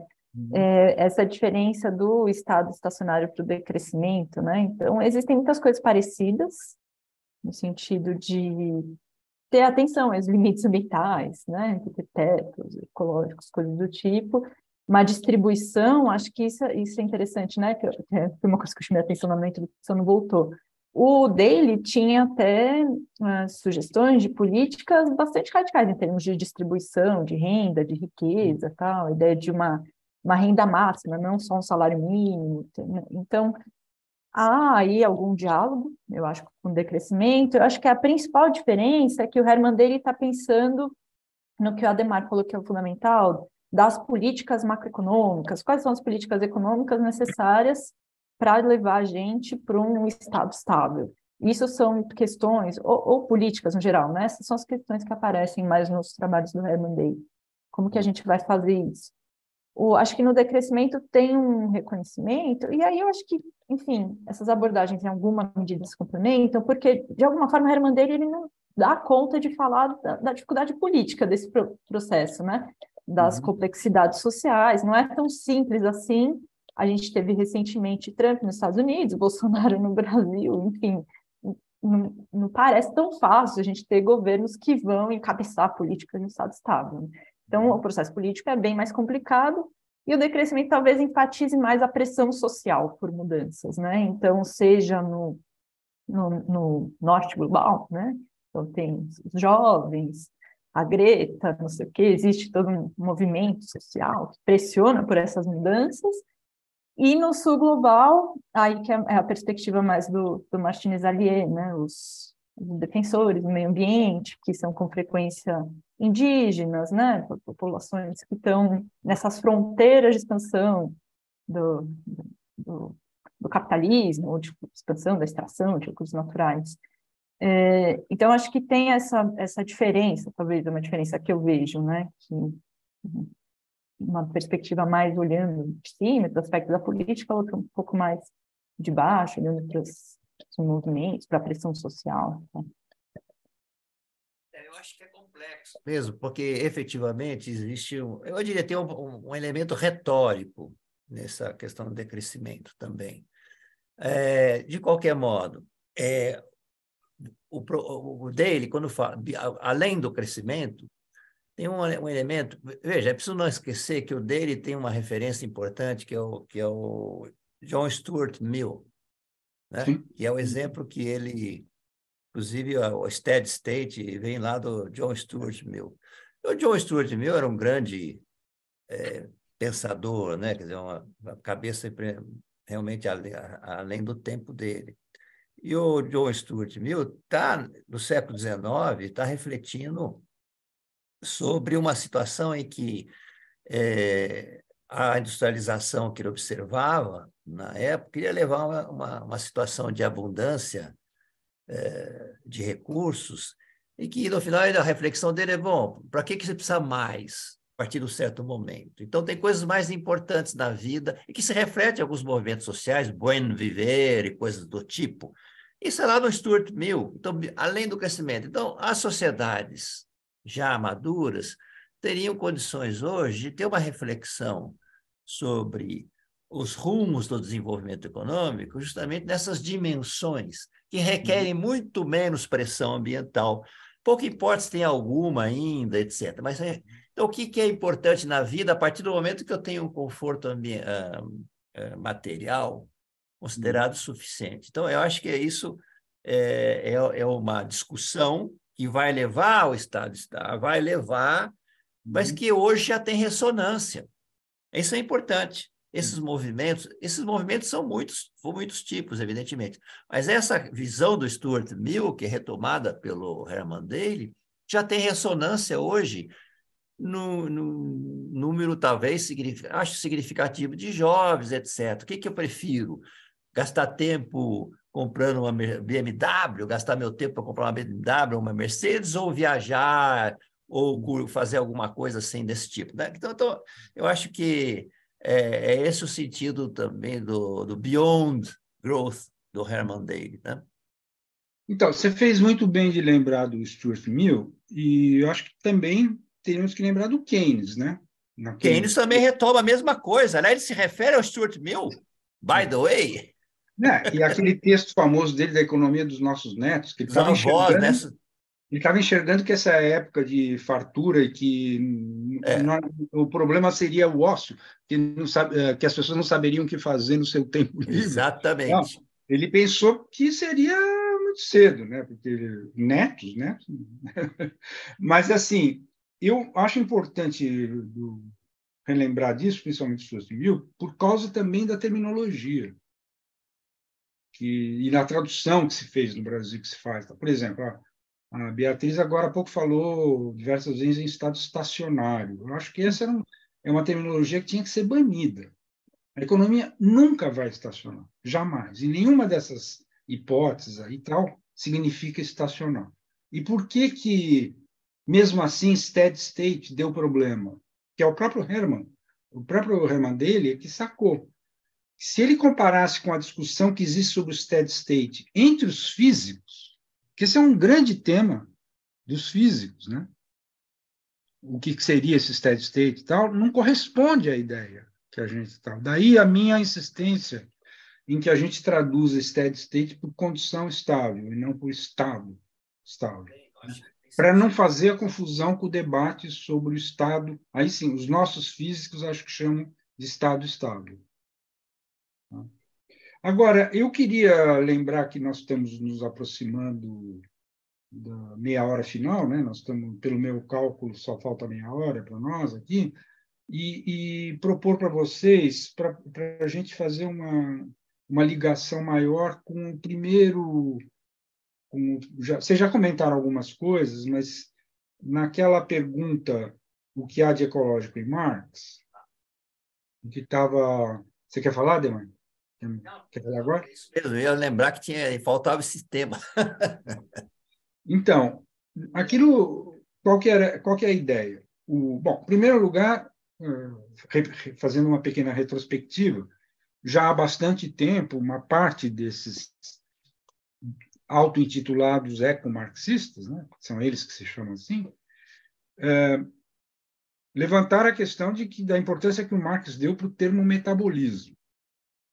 Então, no Capital e nos Grundrisse, que foram, vamos dizer, importantes para a elaboração do Capital, etc., ele faz um monte de vezes a comparação da relação entre a sociedade e a natureza, usando essa noção de metabolismo, que era uma coisa que ele viu nascer, né? Quase, na bioquímica, vamos dizer assim. Então, tudo bem, até aí foi principalmente o Bellamy Foster que fez isso, eu acho que faz sentido e tal. Só que, a partir de um determinado momento, começou a surgir uma ideia de que, no fim da vida, o Marx estava estudando tantas ciências naturais, e não só, né, mas e é interessante ver por que ele foi parar estudar agronomia, mineralogia. Tudo começa com uma discussão sobre a questão das comunidades rurais em vários países, principalmente ele foi muito provocado pela questão russa, né? Daquela comunidade russa, mas também depois passou a estudar muito a comunidade germânica e tal. E aí ele foi levado a estudar a etnologia, a estudar também quais eram as condições aí propriamente ecológicas dessas comunidades rurais, etc. E talvez, a partir daí, ele tenha ficado com uma certa visão autocrítica da perspectiva que ele passou em muitos escritos anteriores sobre, assim, o caráter revolucionário do capital, que isso ia ser só um progresso linear, alguma coisa assim. Então, alguns pesquisadores começaram a, vamos dizer, garimpar essas anotações dele à procura de mais do que o metabolismo. E tem principalmente esse japonês aí, que é um filósofo, na verdade, Koei Saito, né? que aí já foi longe, já descobriu o decrescimento em Marx, que Marx o comunismo seria o decrescimento, segundo. Eu confesso que eu li o livro e não vi uma justificativa rigorosa para esse tipo, nem para o título. Mas isso é pouco importante. O fato é que essa discussão está aí, existe essa corrente, e é o que a gente quis puxar lá naquele primeiro evento, foi justamente até que ponto, até onde o Marx, na verdade, chegou e tal. Isso é que era a pergunta para eles, porque são dois ecomarxistas, né? Os jovens convidados aí, que é a Laura Luigi e o Murilo Vanderlan, os dois da Unicamp. Então, o que eu proponho para vocês é o seguinte: evidentemente que o Hermann dele não tinha a mínima ideia de que o Marx tinha. Essas coisas são muito recentes. O projeto aí que permite acesso a essas anotações do Marx é uma coisa ainda que não terminou, que está tal do Mega 2, né? Mas eu acho que eu gostaria muito que a gente usasse esse último tempo da nossa conversa aqui para estabelecer a ponte, ou as pontes possíveis, entre a economia ecológica fundada pelo Hermann Dele, mas que continua aí com a sociedade, né? E essas pesquisas desses ecomarxistas. Eu já aceitando de cara que é o seguinte: muitas vezes eles estão mais preocupados em defender a ferro e fogo determinadas coisas do Marx tal, do que de considerar que, por exemplo, eles não separam o Marx científico do Marx utópico, coisa que, para muitos pensadores marxistas, é uma coisa quase que antiga, né? Eu cito sempre um cara que, infelizmente, é pouco acessível aqui, que é um italiano chamado Carrandini, que já faleceu, e tem uma circunstância um pouco especial para ele também, porque assim, que é o único cara nobre, com título de nobreza, que foi do Pitilla.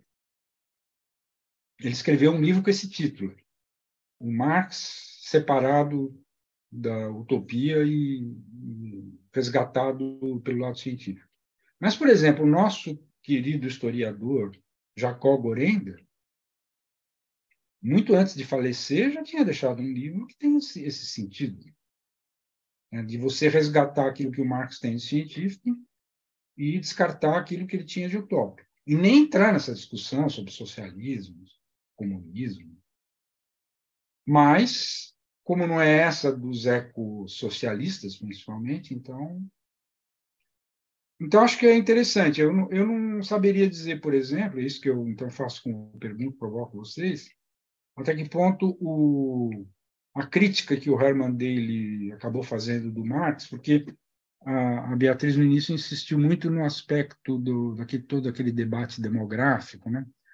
Que hoje em dia praticamente acabou, né? Porque é tão fácil prever que a população está, vamos dizer, o ritmo de crescimento da população está caindo tanto que já dá para imaginar quando vai chegar no patamar e vai começar a decrescer a população, né? Se não tiver uma bomba atômica antes ou coisa parecida. Porque não vai ser pelas questões ambientais, que são péssimas, tem urgência, como o Ademar disse, né? Mas assim, não vai ser por causa do clima ou da questão da erosão da biodiversidade, etc., né? Uma lista grande. Não vai ser por aí que as coisas vão terminar em prazo curto. Agora, um conflito nuclear podia causar uma hecatombe ecossistêmica em pouquíssimo tempo. Então, se isso não acontecer, é bem provável que a gente assista. Eu provavelmente não vou estar aqui, mas a Beatriz é capaz de estar aqui quando a população já estiver caindo. Então, essa discussão, que era muito importante nos anos 60, que fisgou o Herman Daly, né? Que era uma preocupação com a tal bomba demográfica, bomba populacional, isso virou para a felicidade, principalmente da Igreja Católica e do Vaticano, porque, como eles ficam muito confortáveis com o negócio de limitação das limitações de nascimento, etc., se vai cair, então não precisa mais fazer esse tipo de discussão. Enfim, temos aí 20 minutos, fica meio que 10 para cada um de vocês, e depois a gente usa um minutinho para se despedir. Tá bom. Posso começar, posso? Claro. Bom, eu vou tentar. Eu dei uma olhada até no livro do site, eu não tive tempo de ler muito bem. Achei estimulante, assim, o debate, esses novos escritos, tal, e novas perspectivas. O Marx não tão otimista com a tecnologia, tal, desenvolvimento das forças produtivas. Eu achei tudo isso muito interessante. Assim, eu não tenho o conhecimento para fazer uma crítica, assim, do site. Então, vou tentar relacionar um pouco com o Herman Daly e com a economia ecológica, tudo isso, né, que eu acho que eu consigo fazer. Primeiro, um pequeno parênteses, né, o Herman Daly é muito criticado por marxistas, de vários tipos, de ser um defensor, assim, do capitalismo e só querer fazer uma reforma no capitalismo, e eu achei muito interessante, teve o lançamento do livro do Peter Victor, ele estava vivo ainda, né, e teve um debate, ele participou, e tinha uma professora que eu acho que estava fazendo mais essa crítica, um pouco marxista, e fez uma pergunta para o Herman Daly, e o Herman Daly falou mais ou menos o seguinte, se eu me lembro bem, né? Ele falou, olha, bom, primeiro que ele nunca falou de um capitalismo de Estado estável, né? Ele fala de uma economia e tal. E depois ele falou, ó, o que eu sei, a gente está partindo daqui. Estamos no capitalismo e o importante é a condição inicial. A gente vai mudar a partir daqui. Eu não sei se depois a gente vai... Sim, o importante é limitar, respeitar os limites ambientais. Eu não sei se o resultado disso vai ser o capitalismo reformado, vai ser um ecossocialismo, não dá para saber. Eu gostaria, ele fala brincando até lá no lançamento, eu gostaria que chamasse uma economia de Estado estável, ele fala. Mas é tudo uma piada, lógico. Então, acho que isso é interessante, que elimina a parte das críticas. Não é que ele está defendendo o capitalismo, enfim. Aí, sobre críticas dele, o Marx, que eu falei das influências, né? Sobre as críticas, ele faz críticas nesse sentido do Marx prometeico, tal, desse Marx muito muito assim, progresso tecnológico, vendo aspectos positivos do capitalismo e não vendo as questões ambientais, né? Tudo isso muito separado. Ele faz essa crítica. Ele, enfim, também não é muito chegado à ideia da teoria do valor-trabalho. E, em terceiro lugar, o determinismo, que ele entende, na visão dele, que há em Marx, outros autores vão falar diferente, mas tudo bem. Bom... Depende do texto, né? Depende da pode referência. ser. Enfim, mas essa é a visão dele, né? Aí, a relação de economia ecológica com todas essas releituras, eu acho interessante a gente pensar, né? Então, de fato, eu acho que o Saito me convenceu um pouco, que o Marx repensou algumas coisas, repensou, por exemplo, enfim, outros modos de produção, ele via de uma forma mais negativa, ele via a chegada do capitalismo de uma forma otimista. Pelo que eu entendi, está ali meio rápido, mas se a gente estiver errado, vocês não. Também essa questão do Marx muito otimista, o desenvolvimento das forças produtivas, que isso tinha impactos no meio ambiente, que isso ele também estava repensando, né? Me lembrou, e aí pensando em economia ecológica, e pensando nas bases aí de Georgescu e Hermann Dehlen, em pensar em uma questão mais, essa visão mais termodinâmica da economia, me lembrou aquele artigo do Martínez Allier com o Naredo, também economista ecológico espanhol, e que é um artigo de 82 que chama Um Precursor Marxista da Economia Energética, que é o Podolinsky. Se não me engano, ele é ucraniano. E ele chegou a mandar várias cartas, e então eles estudam essas cartas, falando de energia, de termodinâmica, para... As respostas não vieram de Marx, vieram de Engels. Então, a gente não sabe exatamente se isso chegou em Marx, o que Marx achou, mas o Engels rejeitou muito, rejeitou, assim. O Podolinsky queria influenciar, queria introduzir questões energéticas no capital, sei lá, nas discussões aí de acumulação de capital de Marx, de Engels, e não conseguiu, ele fracassou nesse sentido. No artigo, Martínez Allier e Naredo falam, olha, se ele tivesse sido mais bem-sucedido, a gente não ia ter esse divórcio, que na visão deles que o site vai relativizar, o divórcio entre o pensamento marxiano, e depois marxista, e a questão ecológica. Isso seria uma maneira de juntar, não juntou. Aí, nesse sentido, o que, assim, dentro dos meus limites aqui eu posso pensar, é que esse esforço, né, de reconstrução, de repensar, de ver o que o Marx escreveu no final da vida, me parece, assim, bem interessante e tal. É lógico que ele não vai constituir, e aí eu acho que o esforço do site não é só de reinterpretação, é de construção também, né, de ideias, me parece. Porque é difícil você construir a partir daí uma abordagem completa sobre a acumulação de capital, como seria se o Marx tivesse mudado lá no final. Então, isso só um esforço de construção teórica, não de interpretação do que o Marx falou nesses escritos, cartas finais aí. Não haveria algo como assim, no Georgescu Rogan, que é realmente essa... Bom, mas eu acho que eu finalizei, minha internet está instável. Eu acho que era por aí que eu ia falar. Eu acho que só a ruptura, só a falha metabólica não constitui essa abordagem, mas não sei se ela está em construção por um pensamento marxista aí do século XXI. Então, eu paro por aqui. Obrigado. Ademar, você vai estar quase fechando o evento. Você o seguinte, então, o esforço se baseia nessa leitura. Realmente, o Marx se interessou por muita coisa, ele tinha uma capacidade enorme, né, de leitura, então deve ter um mundo de anotações, mas o que eu acho curioso, nesse mundo de anotações que eu Saito, por exemplo, todos eles, o Saito, o Bellamy Foster, enfim, todo mundo... O primeiro exemplo, então, da preocupação de Marx com a chamada falha metabólica é o Liebig. Não é coincidência, porque não tem outra coisa praticamente tão completa quanto ao interesse do Marx pelo Liebig, e, de fato, o Liebig, que desenvolveu a lei do mínimo, ele descobriu que as plantas absorvem minerais e não esterco, enfim, não matéria orgânica.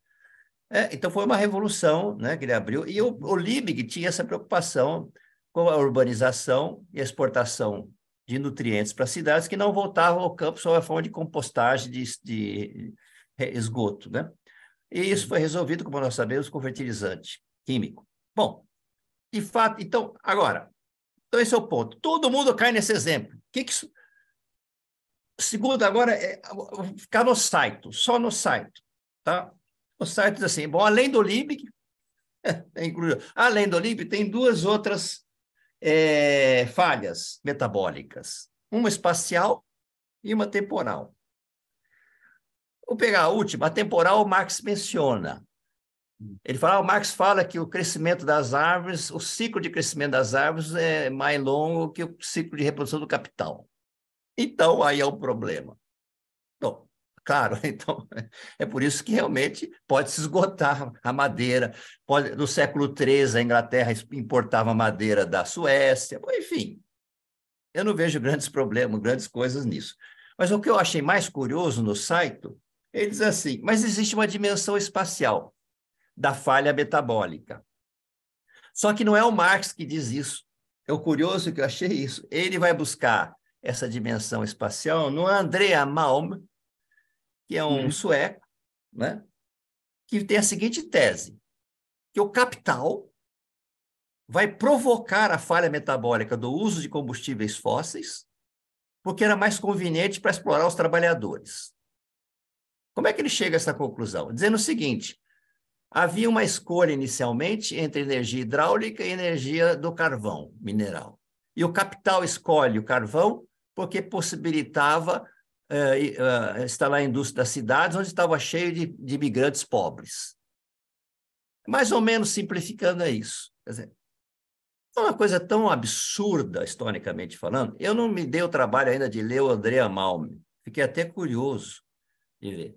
Ou seja, então, essa eu achei interessante, resumindo, é o seguinte, quer dizer, então, em todas as leituras... Só para prestar um serviço para os ouvintes, né, o assistente, não sei, o Andreas Malm é justamente o autor da expressão capitaloceno, que causou um grande debate aí sobre o antropoceno, uma contestação à ideia de antropoceno. Então, exatamente, é coerente com essa ideia dele, que o capital podia escolher uma energia limpa, hidráulica, e escolheu a suja para explorar os trabalhadores. É uma coisa tão absurda, porque eles não têm sentido essa tese malthusiana de que foi o esgotamento da madeira, da madeira que levou o carvão. É uma coisa tão historicamente absurda, né? Porque eu não sei como é que ele conseguiu achar alguma evidência que não foi isso. Mas, enfim, até porque a industrialização dependia de uma série de energia calorífica, quer dizer, precisa de uma série de processos industriais, precisava queimar alguma coisa. A energia hidráulica, antes da eletricidade, não podia ser convertida em calor, para começar. Então, mas o que eu quero dizer, eu não vou me alongar nisso, a meu ver, é tão absurda essa tese do Andreas. Bom, então, deixa eu aproveitar o seguinte, que aí ele entrou em confronto direto com a sua obra de história econômica muito voltada para a Revolução Industrial, né? Isso não foi mencionado aqui, mas você está com um livro praticamente pronto, né, sobre isso, e eu aproveito aqui a ocasião para avisar os futuros leitores. Enfim, essa visão de que, portanto, quer dizer, então, para ficar no Marx, quer dizer, todo esse esforço, até onde o Say fez para ver os escritos de Marx sobre a falha metabólica, etc., é de uma escassez de material, no final, muito grande, porque ele tem que puxar uma falha metabólica que foi inventada pelo Andreas Malm, né, para complementar o Liebig. Enfim, de qualquer modo, só para não me alongar mais, o Liebig estava mostrando o seguinte, de fato, há um problema. Agora, dizer que a urbanização é um mal, como é que alguém pode achar a urbanização um mal, né? E o capitalismo leva à urbanização, isso é um mal, né? Isso é uma coisa completamente absurda. A urbanização é um bem. É claro que, se ela é feita em condições X, Y, Z, etc., êxodo rural, como foi no Brasil, bom, tem aspectos negativos, mas a urbanização em si é um bem. E se isso coloca um problema ambiental de nutrientes da agricultura, então temos que resolver isso. E foi resolvido. Foi resolvido através de fertilizantes. Mas isso vai acabar, então, o fertilizante nitrogenado um dia? Bom, Foi isso é um problema. principalmente a partir da síntese da amônia, né? Que demorou um pouquinho para virar um processo industrial, mas foi logo depois da Primeira Guerra Mundial. Exatamente. Então, veja, então, eu acho curioso isso, quer dizer, colocar, primeiro, então, a urbanização como um mal causado pelo capitalismo. Uhum. E, por conseguinte, a urbanização leva a uma falha metabólica na medida que os nutrientes que vêm da agricultura não são devolvidos ao campo, né? E aí o Andreas Malm ainda vai inventar esse negócio do carvão como se fosse uma escolha, né? O capital poderia ter escolhido uma coisa, escolheu a pior para explorar os trabalhadores. Então, é claramente ideológico.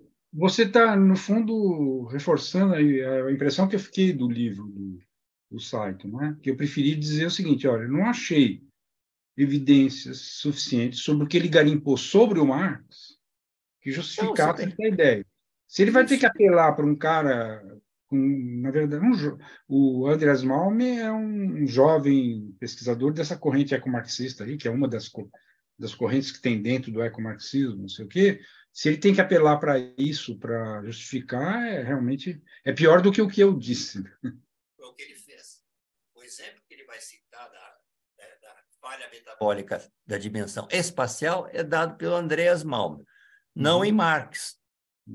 Não em Marx. Então, enfim, pelo site, é uma escassez, porque, veja, uma coisa é ter a anotação, a preocupação de Marx com várias coisas naturais, etc., em abundantes, mas que caracterize o metabolismo e a falha metabólica, o que é curioso é isso, cai tudo no Liebig sempre, tudo só praticamente, né? Bom, enfim, então, é isso. Aí, como eu disse anteriormente para você, quer dizer, de qualquer modo, não tem por que cobrar isso do Marx. Não tem por que cobrar isso do Marx no século XIX. Ele já fez muito, já viu muito, ele estava vendo. Ele foi um dos que notou, de fato, ele foi um dos que notou que essa imensa expansão industrial ia pressionar a natureza, de alguma maneira, né? Então, claro que iria estar atento a isso. Seria surpreendente se ele não tivesse. Agora, daí a haver um Marx precursor dessa visão da economia ecológica é muito... É uma força, como fazer 1000 limonadas com um limão, né? Não, É e além isso. disso, tentando dizer que na visão que o Marx teve do comunismo, estava presente o decrescimento. Eu não vi evidência nenhuma no livro sobre isso. Independente de concordar ou discordar, assim, eu gostaria muito de saber o que o Marx disse sobre isso, né? Se é que ele disse alguma coisa, se ele escreveu, anotou alguma coisa. Pois é. Bueno, Enfim. Beatriz, você quer arrematar alguma coisa?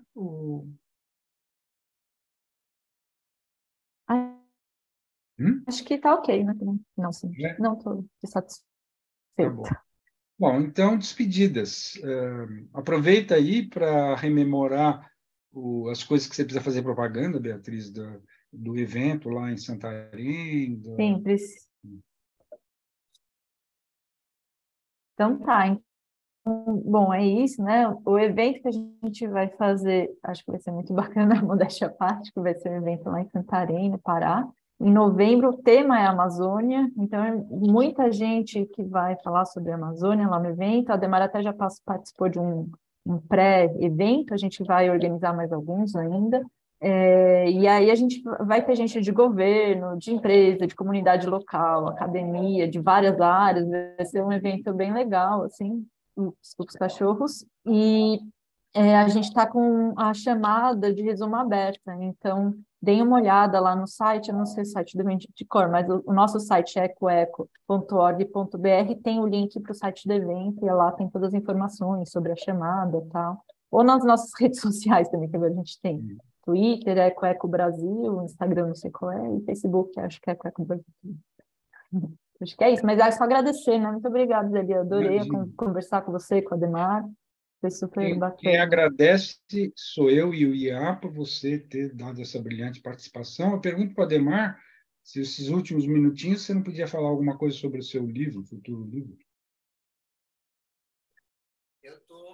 Enfim, é um livro sobre a história da industrialização e por sugestão do Zé Eli, eu resolvi colocar no final, o que era uma pequena conclusão, virou uma terceira parte, uma reflexão da teoria darwiniana, com base em dois autores, simplesmente dois autores, acabou o Joseph Henrich e o Hodgson,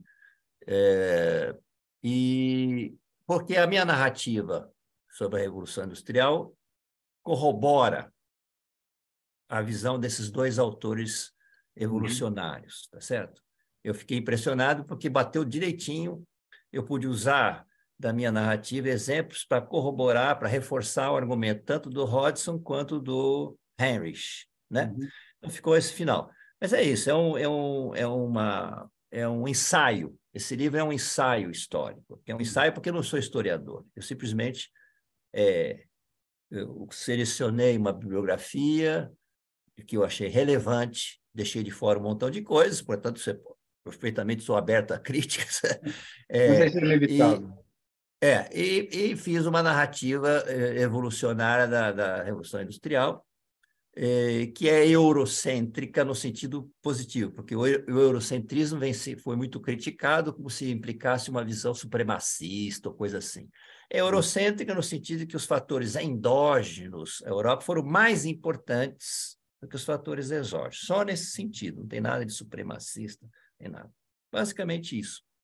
E quais são as perspectivas de publicação, lançamento? Etc? Olha, eu tive esse problema com a EDUSP, porque já tinha sido aceito para publicação pela EDUSP, mas a EDUSP cancelou o contrato porque os textos para discussão da Unicamp, onde foi publicado uma boa parte do livro, estão na internet. Eu fiquei surpreso, porque todo mundo sabe que os textos para discussão das universidades estão na internet. Eu falei, mas como assim? Vocês não sabiam que estavam na internet? Mas depois dessa triste decisão da EDUSP, você não tem perspectiva? Eu tive algumas tentativas de 3 editoras, 2 disseram que no momento não podem. A última foi a Voz, que sugeriu outras editoras, que eles não estão na agenda deles, não cabe esse tema no momento. Então, estou assim, estou dando uma olhada aí. Tem uma quantidade imensa de editoras. Não sei, em algum momento... É bom dizer porque o vídeo eventualmente pode ser assistido por alguém que esteja ligado ou tenha ligação com alguma editora, e eu mesmo posso, por exemplo, sugerir para 34, né? Você não bateu na porta de 34, bateu? Não. Vou tentar. Posso bater na porta. Eu vou tentar fazer a ponte. Tem sempre essas variáveis aí, né? A editora está com uma programação diferente, não é bem o tema que a editora está querendo privilegiar nesse momento, não sei o quê, mas acho que tem chance, sim. Viu? Ok, vamos ver. Nos velhos tempos eu tinha a mesma entrada boa com o Senac, mas o Senac passou por mudanças aí, editora Senac, São Paulo. Muito bem, eu tenho a impressão que nós temos 1 minuto, não sei se o Aziz está atento aí, que ele vai encerrar a gravação, mas, mais uma vez, muito obrigado a todos e vamos dar aqui um tchauzinho. Eu tenho a impressão... Tchau para vocês. Prazer conversar, foi muito gostoso até, dizer produtivo.